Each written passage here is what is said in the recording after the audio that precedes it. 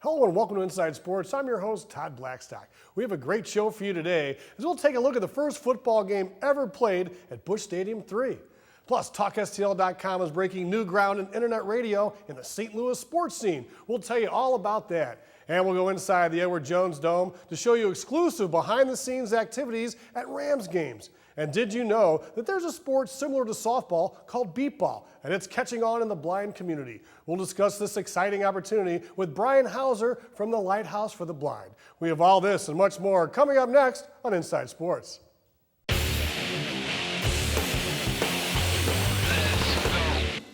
And welcome to the show. In the fall of 2013, the first ever football game was played at the new Busch Stadium between Southeast Missouri State University and SIU Carbondale. And our Inside Sports crew is on the scene. Let's take a look.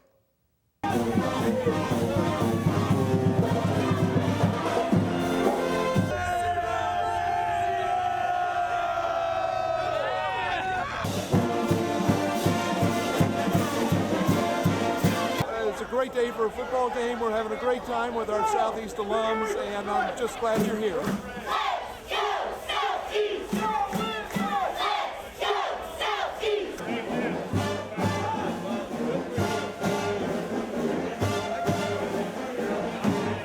So what's your name?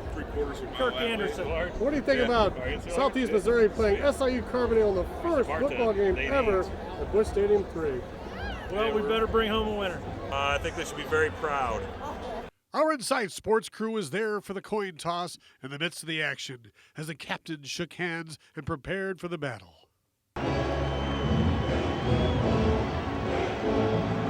Early in the game, the Salukis of SIU Carbondale pushed SEMO back into the end zone for a safety. And after a nice interception, SEMO defensive back Buck Wilson was lost to a devastating injury and had to be carted off the field. Late in the first half, down 16-7, SEMO started taking shots at the end zone with acrobatic flair. Soldan High School's Paul McRoberts came down with this touchdown catch to cut the Salukis' lead going into halftime. This long touchdown by SEMO tied the game at 19 in the third and sent the alumni into a frenzy.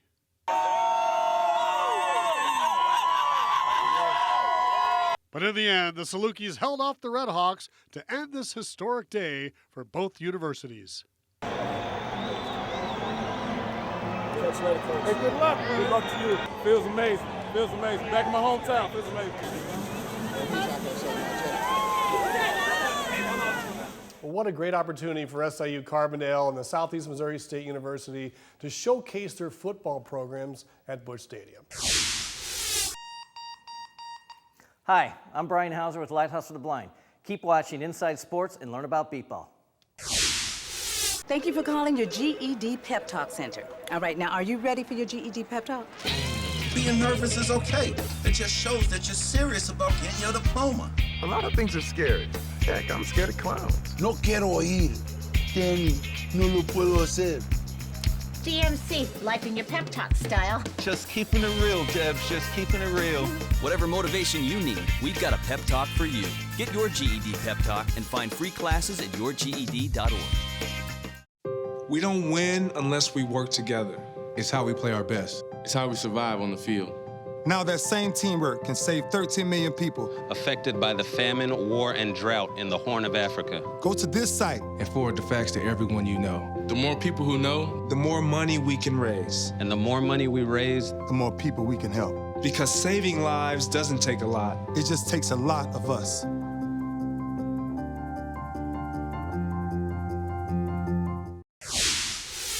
Well, did you know that there's a popular sport for the blind called beep ball? And in studio right now to discuss this exciting sporting opportunity for the blind is the Director of Sales and Marketing for Lighthouse for the Blind, Brian Hauser. Brian, thanks for joining us. Well, thanks, Todd. Thanks for having me. Oh, great to have you with us. I was looking at some of the video, and beep ball is a very exciting event. But before we jump into that, I want to probably just touch base a little bit on the Lighthouse for the Blind and your mission and kind of what you do for the community here in St. Louis. Well, basically, we are a 501c3 not-for-profit organization.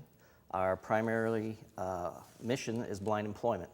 We offer jobs to individuals who are legally blind, and by making aerosol and liquid products as well as medical kitting and packaging. Okay, so that's what you do. So those are actually things that people with, I guess, seeing impediments can actually do with not a whole lot of training? Well, there is some type of training that has to be done depending on the skill level of the individuals, but basically the products that we offer coincide with the type of things that we can manufacture that blind labor can do and do effectively and cost effectively. And the one thing that I like to point out about the Lighthouse is that many people hear about not-for-profits and they're in a workshop environment and these individuals are getting paid lower wages. That's simply not the case at the Lighthouse. We actually pay prevailing wages for our workers and what they do, and it's a very positive environment. It's a social network for them, and they get a fair wage, and it's my job to go out and find opportunities to keep them employed. That's awesome, because you think of someone, they can't see, and it's like, what are they going to do? And they might be on welfare or stay with their families and things, but these people they're self-assuming. I mean, they can do things on their own. They can pay their own bills. Absolutely. They can go to work, have their own apartments. It's great. Absolutely, and unfortunately, in that sector of the community, 70% of those individuals are unemployed. So our mission is the employment, and we allow them to have a place to go to perform their skills.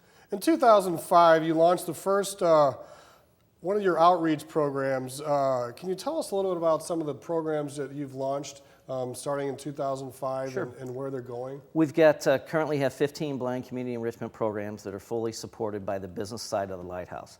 The revenues that we bring in actually supports those programs to the tune of $1.5 million was budgeted in 2013. That is no donor donations. It's just simply from what we make by manufacturing those products.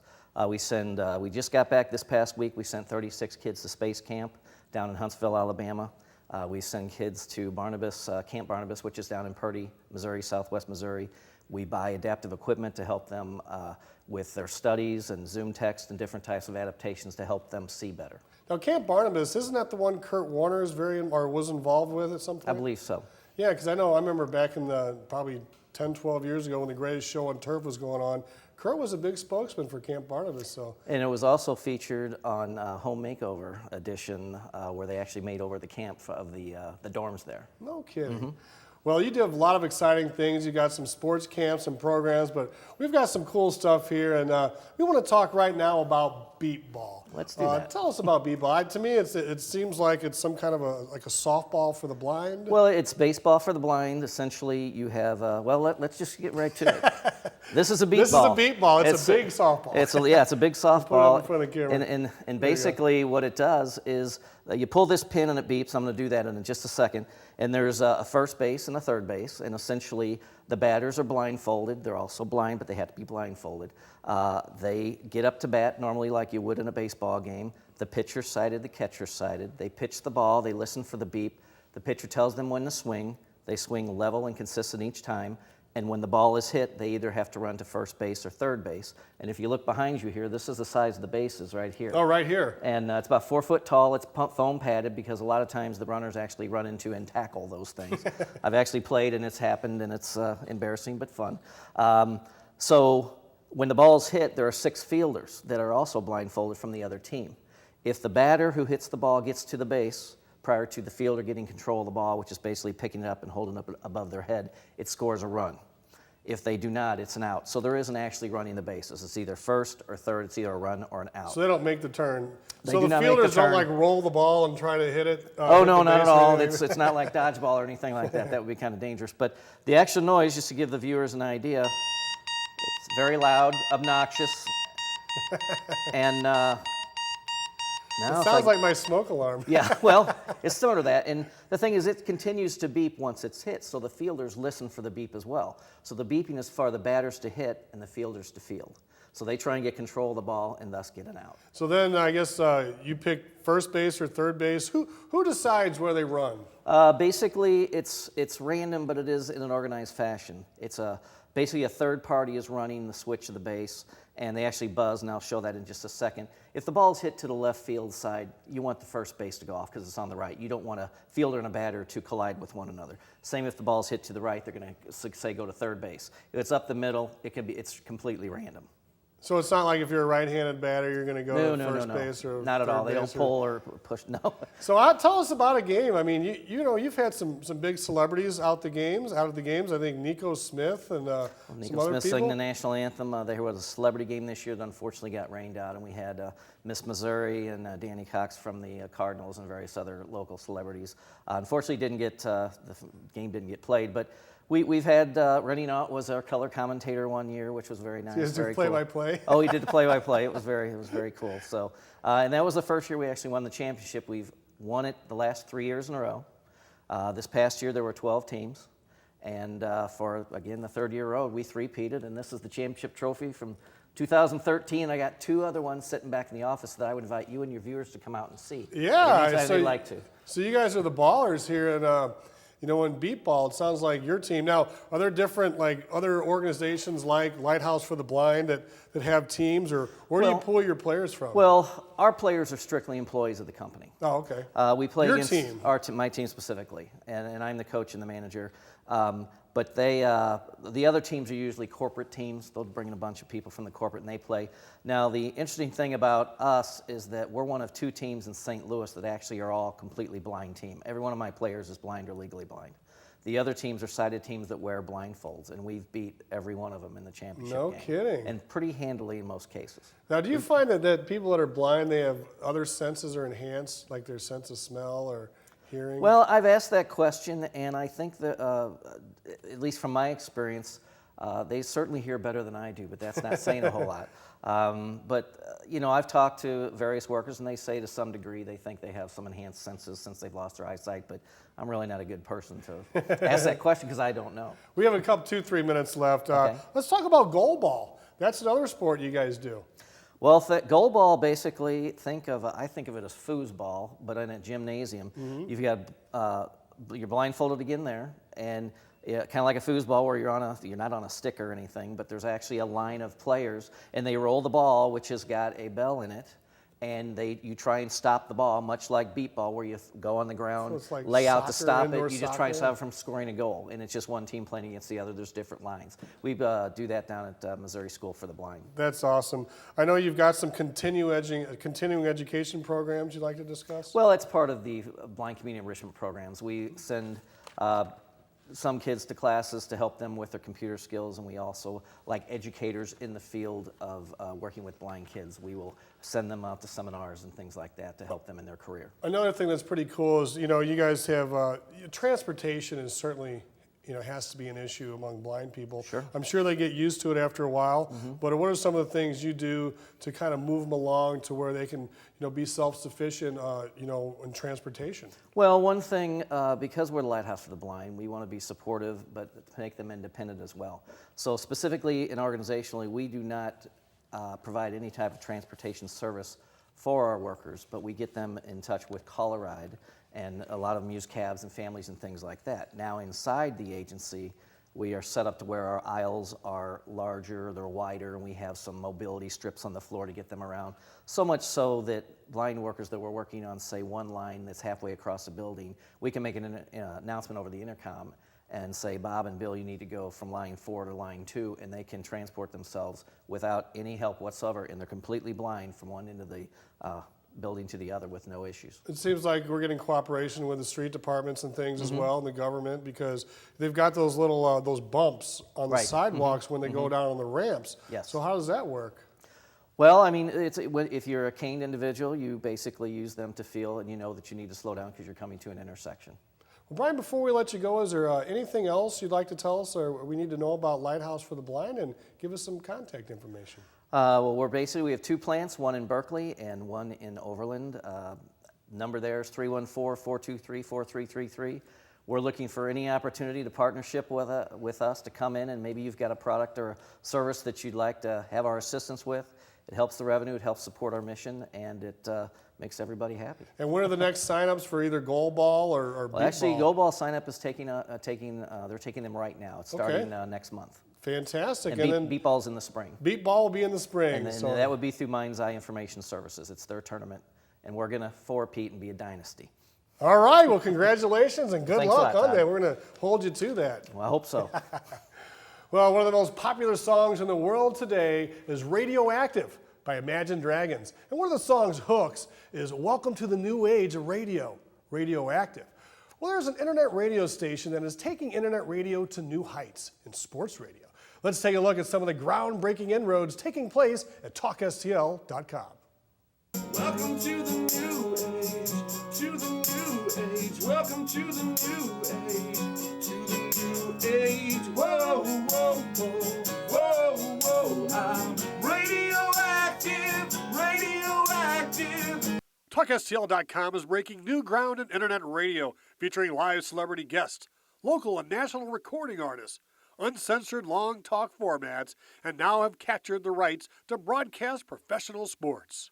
TalkSTL right now is really developing into quite a little a nest egg of all kinds of good things, basically. We have the shows. We were able to lock down, and I believe as far as the internet goes, we are the first to be able to lock down what is basically a play-by-play broadcast of some minor league sports teams. I know that some minor league sports teams have their own app where they'll take a play-by-play and kind of produce their own app. We're actually taking on the network everything at the St. Charles Family Arena as far as sports goes this year. The St. Charles Chill, minor league hockey, the St. Louis Ambush professional soccer, indoor soccer, and the St. Louis Attack, which is the arena football team that's coming back, replacing the Monsters from last year. I think it was St. Louis Monsters or St. Charles Monsters. Yeah, and so some of the guys from TalkSTL are going to be involved with the play-by-play and some of the running of these teams. Absolutely. The play-by-play for the Chill is actually done in-house by their guy, Jason Troop, which we're excited to work with him. The St. Louis Ambush will be Joe De Niro, and for the St. Louis Attack right now we have Todd Blackstock taking over. So really excited about that. We feel like that's kind of a cool additive for us because they don't normally get that kind of exposure. It really opens up a lot of doors as far as validating what we're doing here as a station and giving us inventory to build on to, again, take another step forward in what we're trying to build here, and just a fun atmosphere and delivering entertainment to a different platform, being, iPhones, Droids, tablets, computers. You can watch. We stream video as well. Former MASH STL and Modern Day Zero frontman Scott Gertken is a driving force behind this new age of radio. And although things are taking off, Gertken reflects on the station's humble beginnings. It was Tom West and Jeff Burton from 105.7 The Point about, I guess it was August of 2011 when they were let go from The Point. They had called me, reached out, and we were going to do a recording of some podcasts. And at the time, I wasn't even really sure what I'd heard of a podcast, never recorded one. So they came out to the studio, and we set up. I own a recording studio. I work with bands a lot, so they knew I had the equipment to be able to record something for them. They come out, we did a show, and then we started doing a show every day. And about 3-4 shows in, I was kind of laughing in the background, trying to join the conversation, and they hailed me Scotty Boom Boom, so I became their producer for their show. And we were getting anywhere between 60 to 80,000 downloads a day of any particular podcast, and it kind of grew from there. I mean, we were having 100th annual podcast parties. I mean, we were doing them daily, so we were doing a daily show. We brought in a neighbor friend of mine, Coach, who everyone knows is the blind coach that joins them that joined them on their show. He also does a show called The Blind Side of Sports. We were doing that with Joe De Niro. He started coming in and visiting the show, and from there, it kind of developed into, I had a friend, Peter Rook, who was interested in what we were doing and, wanted to really kind of take it to another level. And we decided to kind of step forward with jumping into the whole stream and becoming a live radio station, and then also offering it on demand, which per se is a podcast, and kind of developed from there. Now we're 11 shows in, our 11 shows on the network, and growing constantly. There was a period of time where the Tom and Jeff show, there was a talk of another network, and that's where the TalkSTL name came from. Dave Green had asked us to sit down with him and talk about what he was trying to do. I thought it'd be a good idea to get Peter Rook and Dave Green together and kind of put together this idea to see what we could come up with. And hence, it started to become TalkSTL.com as we know it now. Dave stuck around for about 2 or 3 months, and I just think everyone was kind of going too fast and in too many different directions to really get a grasp on what was going on. Jeff Burton had left since then, and he's gone over to 590 The Man, and Tom West stayed here, and they created a new show called The Wild Wild West with Joe De Niro. We have Zav and the Rod on Tuesdays, Turn Left on Mondays, Real Spoilers on Mondays, to have a skydive, a list of shows, a lot of specialty shows, and just a lot of cool programming. A little bit of something for everybody, if you know what I mean. I mean, we're not trying to necessarily be a sports talk station. Is it guy talk? Yeah, it's more bar talk, to be honest with you. We're having a lot of fun doing it. I mean, everyone that's here is enjoying themselves. We're having a lot of fun about what we talk about, and every show's different, which is really nice. A lot of local talent here right now. And a lot of veteran talent in St. Louis. I mean, TalkSTL has grabbed a lot of veteran talent as far as Kevin Slayton and Tom West and Joe De Niro and Ron Gautier and Todd Blackstock, Chris Rizzavi, and really kind of tying it into a great network as far as we're concerned. I mean, all of our talent is unique and different in every aspect of their show. And I think that's what we love about it. You're not going to listen to it and kind of feel like you're listening to the same thing all day. So we're going to hear a little bit of live music tonight here in the studios. With me to my left, as always, it's the Emmy Award-winning The Ride. How you doing there, buddy? I'm doing great. TalkSTL.com is rocking and rolling tonight. I wish that was vodka in there. Pushing the limits on uncensored internet radio gives TalkSTL an edge with more freedom than traditional radio, while contributors like Michelle Prater, who is Diva Lee, and Leslie Davis bring fresh entertainment to the station. But it's undoubtedly the vision, drive, and production skills of Scott Gertken that fuels TalkSTL.com. My background, basically coming in, recording, and understand the technical background of the production aspect of what we do here at TalkSTL.com. I came from a background of music with Mesh STL, local band from St. Louis that became Modern Day Zero. We had a record deal with Capitol in '99, and then moved to a company called The Firm, which had a label called The Label, and reached number 18 on the Billboard music charts as Mesh STL.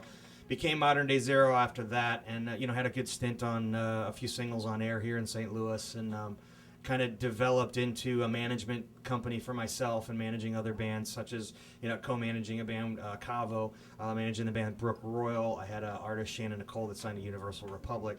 A big background working with the former bass player of my band, Rich Krybaum, who produces and runs the studio for the bands, Trailer Studios in Wentzville.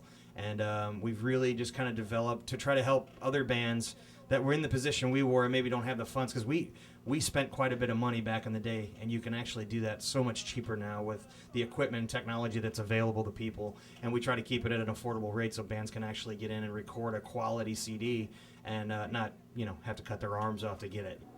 You can get this anywhere in the world. I mean, there's no traditional signal or a tower. As long as you have an internet connection, you can get us. It's just that simple. Any smartphone, any tablet, any computer, you get to the internet, you can have us anywhere in the world, anytime you want. Welcome to the new age, to the new age. Welcome to the new age, to the new age. Whoa, whoa, whoa, whoa, whoa. I'm radioactive, radioactive. Whoa. And thanks for watching Inside Sports. We're going to leave you now with some sights and sounds from inside the Edward Jones Dome, where legends of Rams past came to visit, celebrating 75 years of Rams football. Thanks a lot, folks. We'll see you next time on Inside Sports.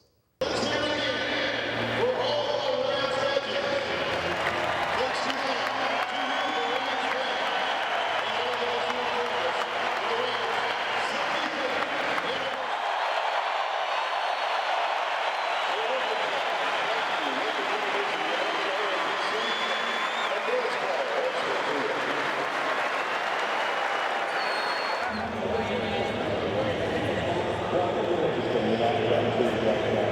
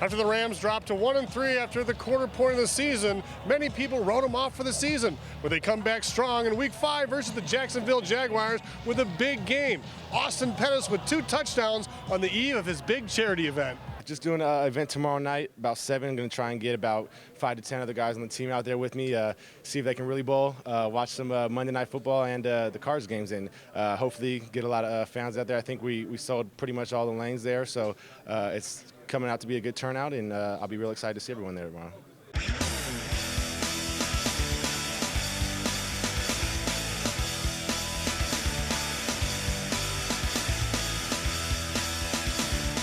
Started with Austin, you know, and every year we kind of come up with new ideas and what we can do and who can we partner with. So we thought bowling could be fun on a Monday night, watch some football. I mean, he's a teammate and, you know, in need of supporting a good cause. So when we're able to come out and, you know, hang out with my teammates outside of the, you know, the facilities, it's always great.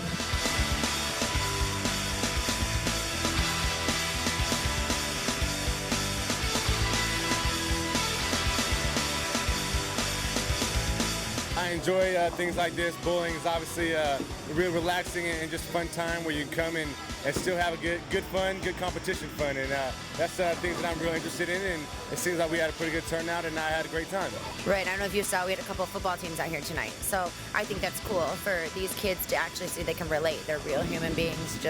He played Little League football, you know, before, and now, you know, you can do whatever you really want to do. So I think that's cool that he does that and gives back. We're guys, you know, we're human beings, not just football players. So, you know, this bowling event just shows, you know, the interaction. We want to give back to our fans and our community because they support us on Sundays, and you know, this is kind of our, you know, representation of supporting them and thanking them for supporting us, and especially for Austin's charity, it's a big thing. So, just a fun time, you know, bringing the community out, just have a little fun and raise money for a charity.